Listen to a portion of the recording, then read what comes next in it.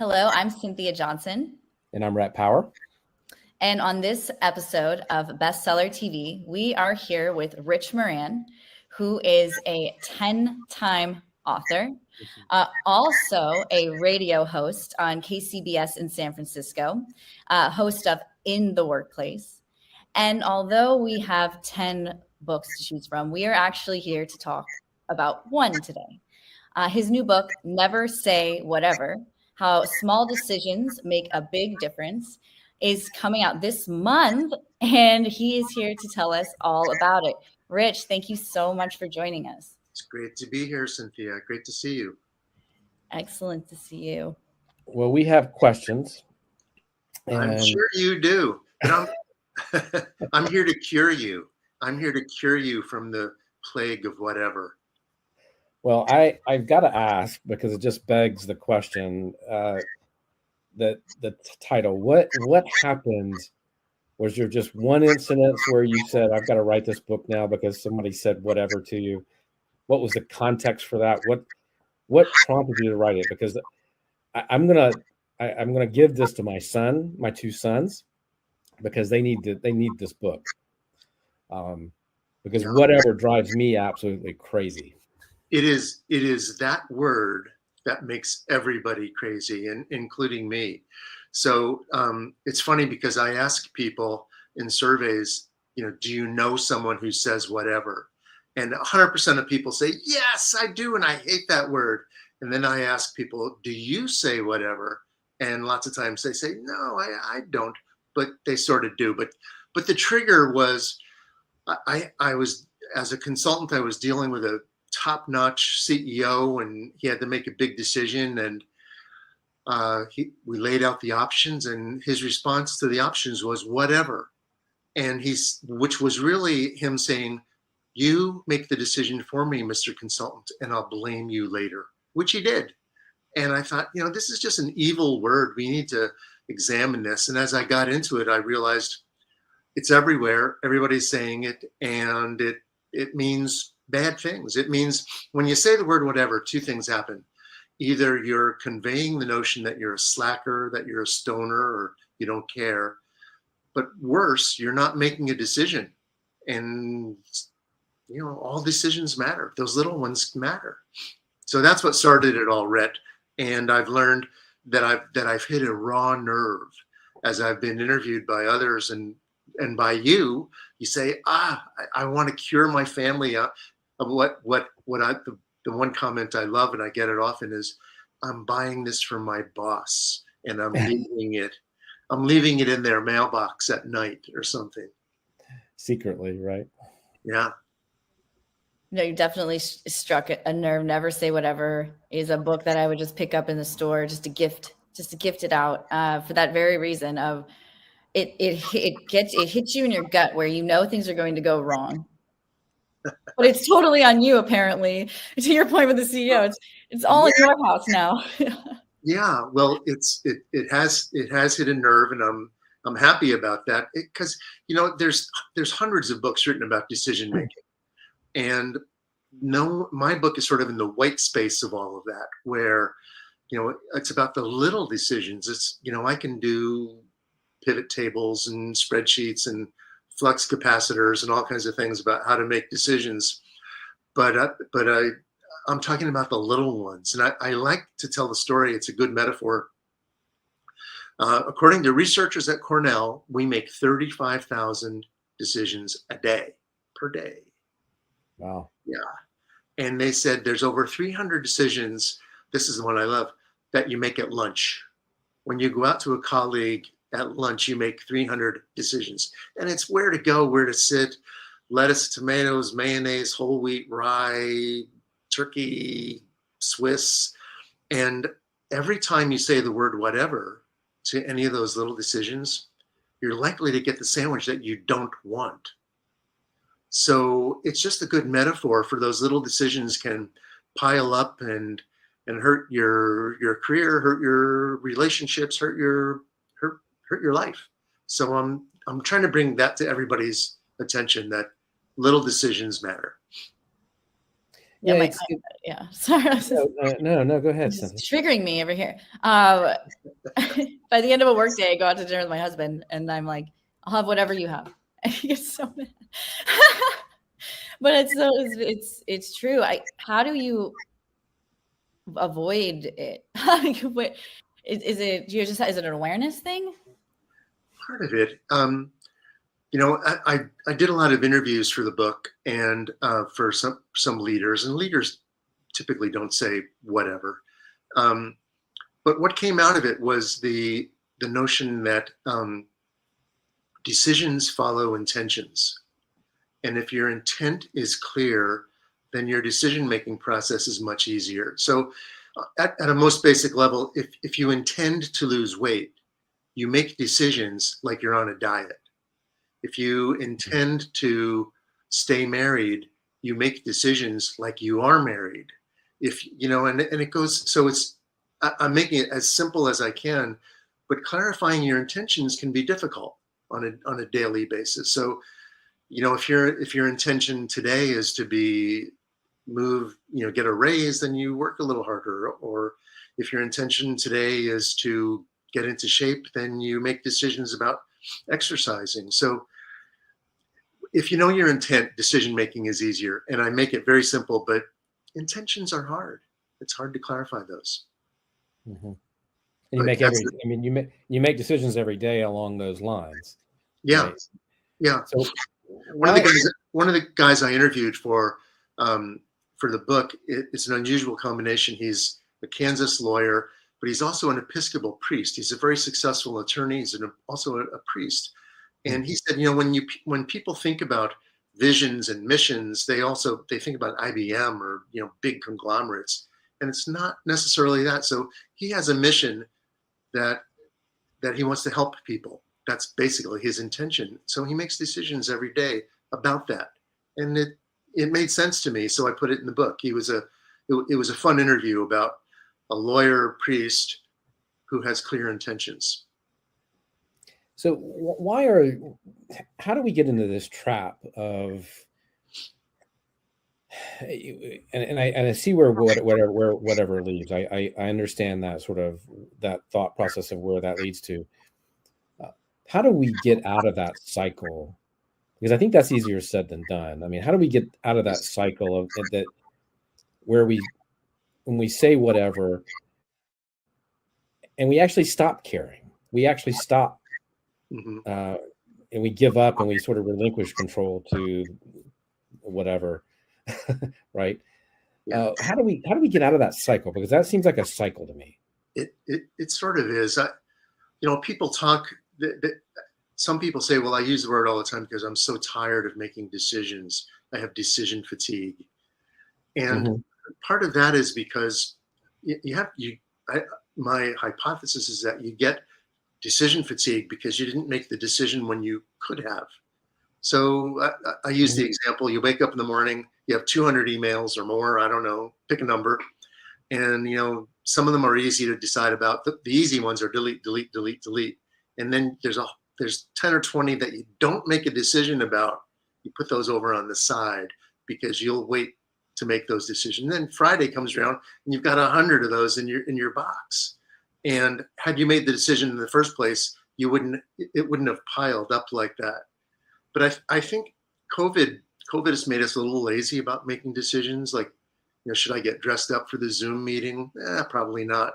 Should I take down that, marijuana poster in the background on a Zoom meeting? Maybe, whatever. And we got a little lazy about decision making. So we fell into this trap that if I defer decisions, maybe it will go away or solve itself. And they don't. One of the things that the research, my little research found also was that Bain did this study about, they call it the 2-minute rule, that the decision that you make in the first 2 minutes of being faced with that decision is probably the same one that you would make a week later if you suffered over it for a week. And the glory of making it in the first 2 minutes is if it's the wrong one, you can go back and fix it. But if you suffer over it, maybe you can't. So make the decision, so part of the message of the book is make the decision now, and those small ones, will pile up, and then you'll be miserable. And so make them now and get out of that trap. Yeah, it's almost like the other thing that's interesting about COVID is we were faced with many decisions we didn't have before. Mm-hmm. So it's almost like we've traded them off. Like, yes, I can decide if I want to go into the office or work from home, but I don't know if I want to get dressed. Like, Yeah, it matters. I mean, I talk about, so that's a whatever. That's a big whatever. And then play it out. I talk about how if your boss doesn't know your name because you never show up, you're going to get fired. So, there's consequences to whatever. And I really try to lay those out. And I also make it very simple in the book about, well, how do I get out of it? How do I make decisions? I'm bad. I hear it all the time. I'm really bad at making decisions. And so I have this whole list of tools and hacks you could, even somebody told, again, it's from experience and interviews. Somebody said, well, I just ask if I have a decision to make, I just ask Siri. She's really smart. Or someone else uses the magic 8-ball, turn it over, right. Answer Hazy, keeps on turning it over until they get the answer they want. But, you can use simple pros and cons. You can use if-thens. If I do this, then this happens. You can use your gut. But a lot of people say, well, I use my gut, which is fine if your gut is experienced. Steve Jobs always talked about he used his gut. Well, he had 30 years of experience making decisions about products. That's how his gut was informed. He knew how to get fired. Yeah. So if you're 20 years old and you're using your gut, I hope you have some experience in that category, but it doesn't have to be hard. It can be, decision making can be simple. But another sample I use is I talk about it quite a bit in the book about a personal board of directors, meaning, what would Paul Newman do in this situation? I like him. He's smart and always seems to do the right thing. So sometimes you just think, what would my dad do or mom do, or what would somebody that I respect do in this situation? And that can be helpful too. But make those decisions even if they're small. Simple. So, I never really thought of whatever in this context before this conversation and before I looked at the book. And I think what's interesting to me is that you're really tying it to decision making. But prior to this conversation, I've always thought of it as sort of a dismissive term, right? Kind of an FU term, or and so talk about how you make that connection, because I think that's really interesting. Yeah, how you tie those things together. Yeah, well, a lot of people say it's very similar to the F word. It has so many uses. It can be. I mean, yeah, that's true.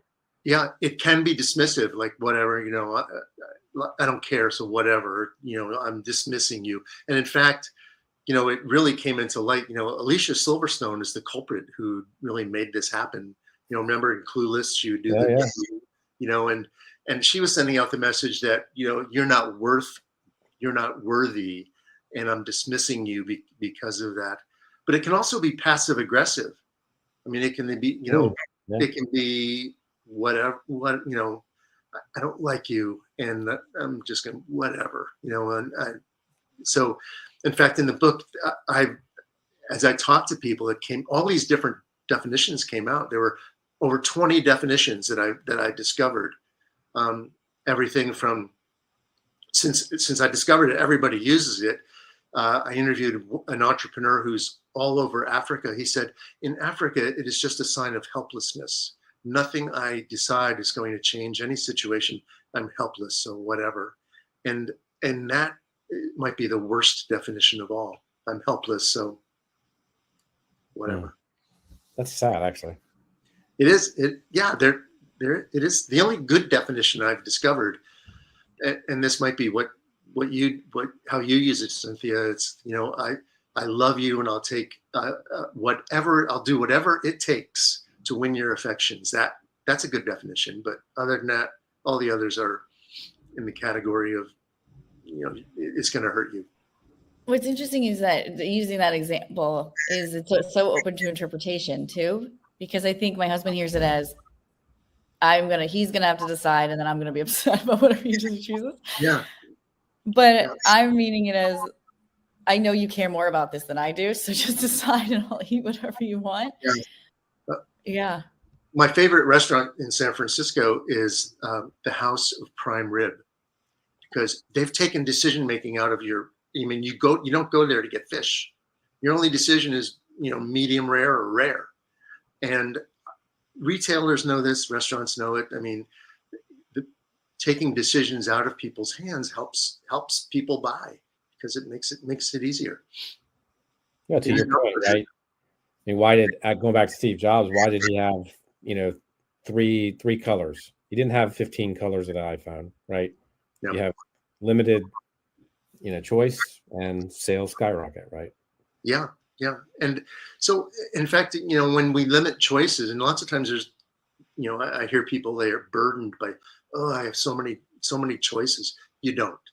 And if you really narrow down the options, you'll see that there's almost always just 2 or 3, and you get in trouble when all the options that you have to choose from are bad. But then you still have to make a choice. When our children were little, I used to give them the options of, okay, you can go to bed or you can take a bath and go to bed. That's it, and they would pick one, as opposed to just fighting them about going to bed. Mm-hmm. Yeah, it's kind of like being drawn into someone else's process. You must feel like you're on a journey when your decisions are so clear, and then it highlights intent. It is like when you talk about Steve Jobs, for instance, or even going to bed. Like how to go to bed is up to you, but you're going to bed. You're going to go to bed. Yeah.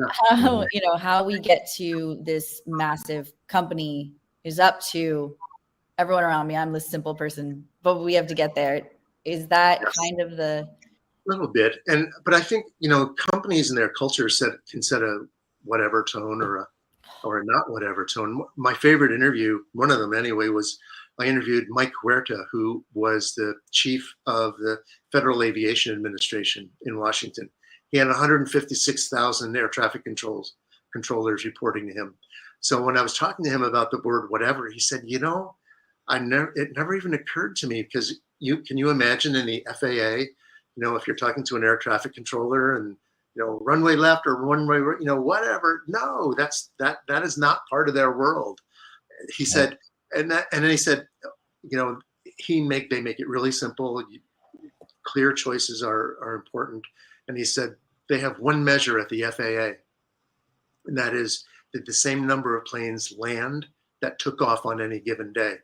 I love that, because the choices are just, there's so much clarity. And in large organizations, lots of times the whatever seeps in when there's no clarity, and we get back to that in intentions and accountability, and that's where you get stuck. Mm-hmm. Which makes sense why you're saying there was an increase after COVID. Clarity in general kind of went out the window. Yeah. And people, there's sort of a sense of, well, it doesn't matter. Maybe this doesn't matter, whatever. It does matter. I tell a story about, remember the days, maybe you remember when you used to have to wear a tie to work. Well, I had a boss once that said, anytime you get a stain on your tie, just throw it away, because stains don't come out of ties.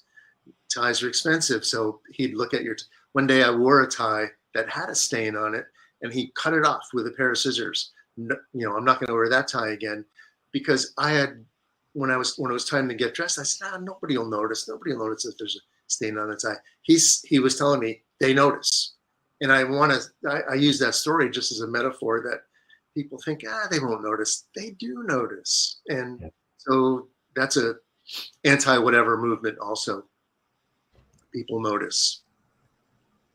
Sorry, I don't mean to jump on here, but it's so also the tie thing is my first real employer.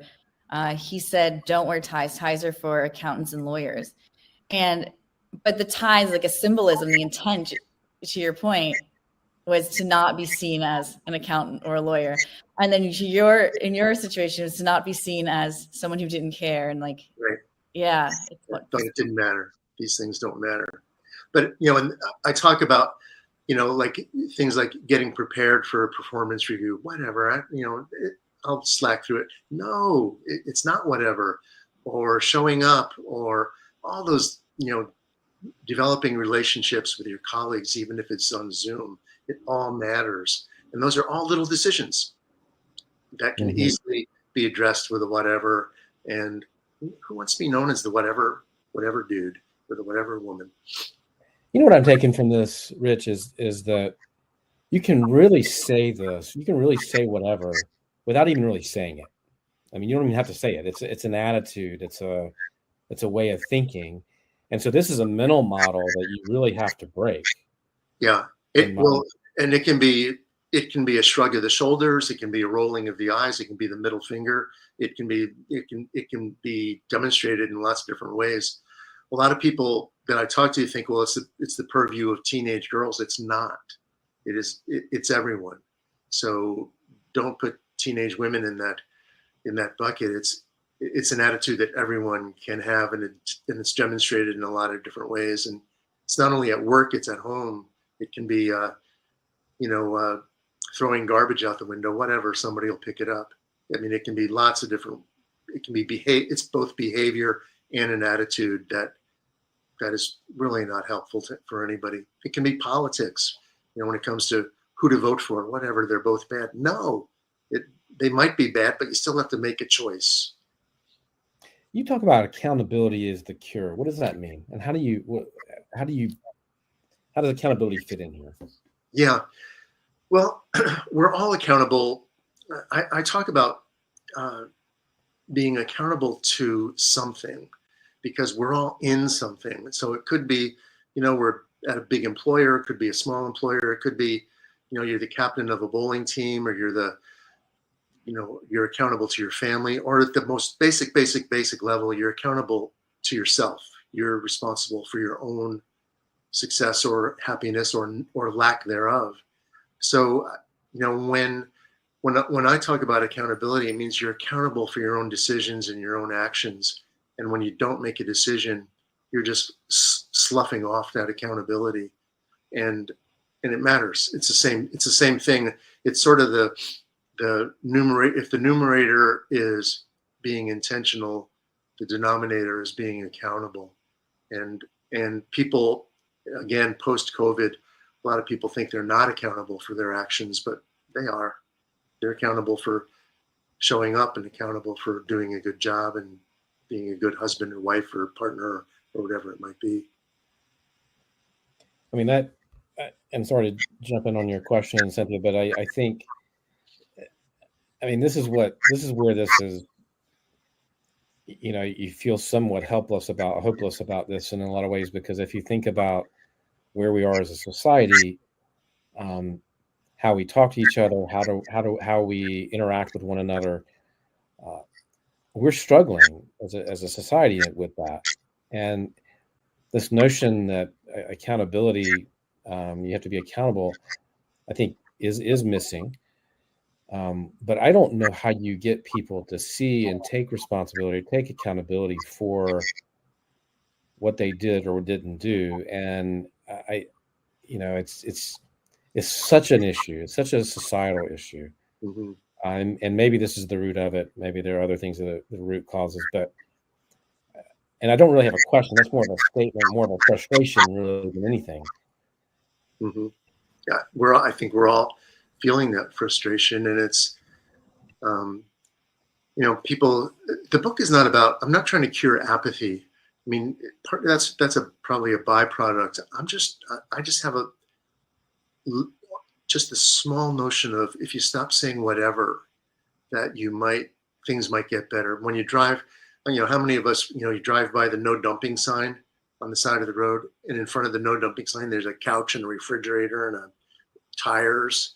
I mean, that's both accountability and not driving by and saying whatever. It could be calling the county or, fixing it yourself or something, but I just want people to get out of that notion that things matter, decisions matter, and whatever is just not helping. I'm actually going through all the situations where I've seen the whatever make it down to, can you show me where the bathroom is? And then someone's like, no, like it doesn't matter if that person makes it there, and it really does feed into it's like you've given a name, you've given a target, you've given a way for us to see how to behave and show up better in the world. Yeah. Stop. It's not,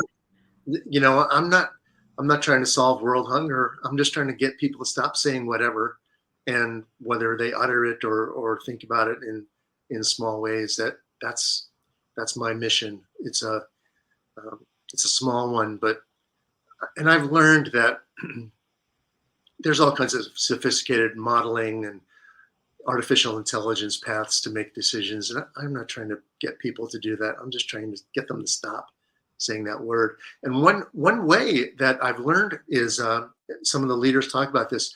When they hear that word, their response is, tell me what that means. When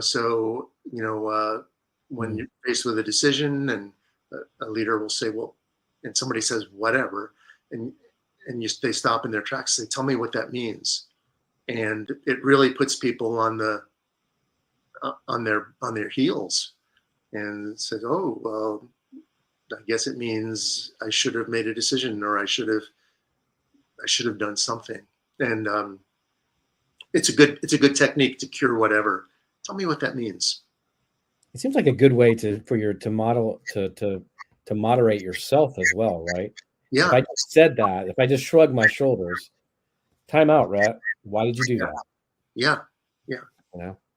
Or as a woman told me, she was ready to kill her husband every night because he says, she'll say, well, honey, what do you want for dinner? He'll say, whatever. And, she wants to shoot him. So she started saying, tell me what that means. Does that mean you want leftovers? Does that mean you want to take me out for dinner? Does that mean whatever I choose you will like? Because I'm thinking about having Thai food, even though you hate Thai food. So, I mean, it's a good technique. Just say, tell me what that means. You may be solving all of the world's problems with this. Just thinking about it, because it also encourages conversation around frustration, which is the most toxic thing in any working or personal relationship in the world. I mean, it is the small thing that could have a big difference. I'm curious, did you name the book and then write it, or did you write the book and then name it? How did you get to the original title of the book was Never Whatever, because it was all about attitude and it was a little bit broader. I like that. But then I thought, well, if I just, that's maybe too philosophical. Let me just get it down to one word in the English language. And there it was. And it's actually been a fun book to write and a fun book to talk to people about, because, it's not string theory or quantum logic. It's just this one simple word, and that's it. It's good. I like it. Fantastic. I like it. I'm excited about this. This is, and I'm thinking all these, I'm going through, I know Rhett's doing it too, like all the reasons why we think teenagers say it more. It's because they have less words to work with, Yeah. I have a little, I have a little quiz here for people. Like, some questions are, do you eat second helpings even when you don't want them? Do you want second helping? Whatever. Sure. And then you eat them and you gain 20 pounds and you wonder why. Or do you schedule or attend meetings just to kill time? Whatever. Yeah, people do that. Do you hang around with friends whom you don't really like? I mean, it's, come on, be intentional, make decisions. It's easy. It's not easy, but there's a little tools that can help. Yeah. Yeah, well, that's super. That's really great. I love this. I love this. Oh. Well, I have to ask the last question. Unfortunately, we got a time here, but how can people buy the book when it comes out?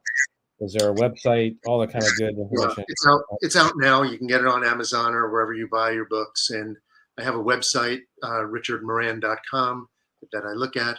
I'm really available on LinkedIn. I mean, I listen, I looked at comments, I respond to people, and I'm an accessible kind of guy. I'm not hiding. Okay. I love that. Does anyone ever comment whatever to you? I just curious. Everyone does now. It's like they're testing me. So, but it's, you know, a lot of people say that my publisher at McGraw-Hill said the word is like an earwig. She can't get rid of it now. Every time she hears it, in any context, she said it's like the Cars for Kids jingle. She just can't get rid of it. So it's, if I'm an earwig for people to stop saying the word, I'm happy. Hey, we're all three McGraw-Hill authors, I think. Yeah. That's funny. Cool. All right. Well, thanks. Whatever. Oh. Well, thank you so much, Rich. It was a pleasure.